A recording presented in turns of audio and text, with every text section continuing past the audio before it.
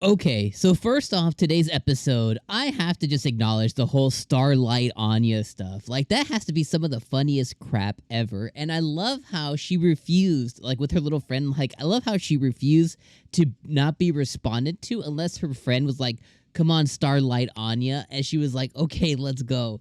And I love the confidence that Anya ends up having. The other thing that I love is just Anya absolutely as a character. I think that one of the things that Spy Family does is unique is obviously storytelling, world building, plot devices, everything that Spy Family really goes for. You know, character development, character introductions. I think everything that it goes for, it continues to nail one after the other. And you could say that any three of the main characters, whether it is Lloyd, whether it is Yor, or whether it is Anya, I think any three of them could carry the anime, and that's what makes it really special. Is because a lot of anime, what ends up happening is the moment that they pivot away from the quote unquote main character, sometimes it suffers, but this anime can really like pivot over and have just an episode or two episodes completely focused on Lloyd. It can have an episode or two episodes completely focused on Yor. It can then bounce back and have an episode or two episodes completely focused on Anya. And no matter what, it's enjoyable. All three characters still coincide and still exist within those episodes, even if they have very, very minor roles or they don't really say anything. Like the episode that Anya was training, really Yor was non-existent, besides like a couple little training montages that she went through.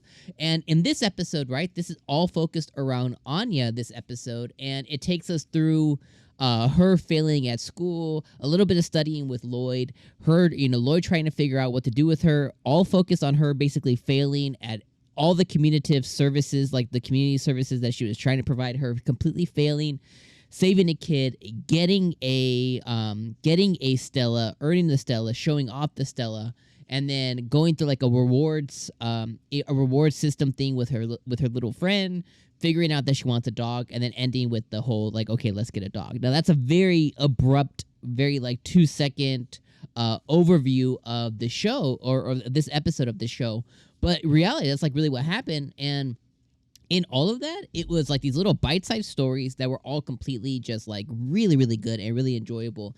And I think that Anya has to be like one of the most unique characters in anime right now, because not only can she read minds, she is always on the up and up, she is a constant failure, but she's super overly confident at the same time. So she has all these like very interesting and weird characteristics that just really round her out to be like just this really, really enjoyable character to watch on the screen with everything that she does. And even in the moment when she was like, oh, get a dog, her little friend was like, oh, go get a dog. And then she was like, oh, Damien, yo, bro, you got a dog? And I like how in that moment, she kept flashing back of everything working out perfectly. She gets a dog, he has a dog, they play with their dogs, world peace. The other one was like, oh, get a Stella. Damien's like, oh my god, he got a Stella, come over to my house, world peace. And I like how it just continues to show Lloyd and Desmond just shaking hands saying, let's not fight anymore, okay, world peace. And I love how it's it really captures the simplicity of how a 5, 6, 7-year-old's mind would work in that simplistic way of just like, oh, here's this huge world leveling problem. Let's just shake hands and say we're not going to fight anymore, and it all works out.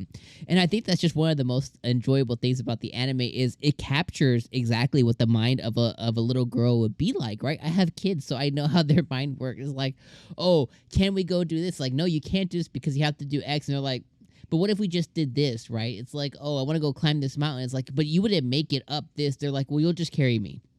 You know, like a very simple thing. So in her mind, she was like, oh, here's this big problem. You guys just say, I become friends. We're friends as a family. You guys just work it out now. And I love that. I just love that. I also have to talk about the last scene with the dog. I don't know. I'm going to assume that the dog has some kind of powers as well. I'm gonna assume that the people that they showed at the end of the episode were bad guys, and they're probably doing experiments on dogs. They called them dumb dogs and stuff like that. So I'm gonna assume that those dogs are experimental dogs, and the white dog, had like a flash of Anya, Yor, and Lloyd. So I'm gonna assume that the dog has powers, so they're gonna basically go get Super Dog, or he's gonna break out and go find them, or something's gonna happen. But that's gonna be the dog that they get, and I love that they're going to introduce another character being an animal regardless, and I love that Anya potentially is going to be able to communicate with that dog, assuming the dog can have coherent thoughts in English or Japanese or whatever, whatever language it is. But I love that that is a possibility going forward, and just for anime's sakes, I really hope that this what they do is I hope that they just allow her to communicate with the dog via her telepathy. I think that's going to be really, really unique and funny, and I cannot wait for that because she's genuinely going to have a friend inside of a dog. I think it's going to be really cool for what comes. But overall, this episode was a joy to watch. I loved watching her be frantic about saving the kid in the pool and telling Lloyd, like, I know, and she didn't end up telling him anything because he was like, how do you know? She just like, I'm going to go be a pool master, earn Stella. And she just dipped. I love all of that. I love the decisions that she makes. It's just, this show is just so freaking special. This is one of those shows that, like, I think everybody, every critic and every casual viewer can agree that this show is completely enjoyable. I don't think that there is one type of anime fan that could watch this show and not find enjoyment. And the reason I say that, there's usually a lot of anime out there. I'll take, it was last season or the season before last, there's an anime called Ranking of Kings that, or we can even use like the other example, Odd Taxi, that every critic was like, this is like the anime darling. And both of those anime I didn't vibe with. And I would think a lot of casual people, it's like a 50-50. You're either going to love it or you're going to hate it. But I think Spy Family really hits a note that like every anime fan, casual or hardcore, can find something very special here and really enjoy it. All right, I'm going to leave you guys on those thoughts there. Thank you guys for joining me for another week of Spy Family Saturdays. As always, make sure you guys leave me some love. Hit that like button before you guys dip out. Hit the subscribe button because only about 10% of you guys are subscribed. And dip down in the comments and let me know what you guys thought about this week's episode. All right, my friends. Catch you next week. Peace.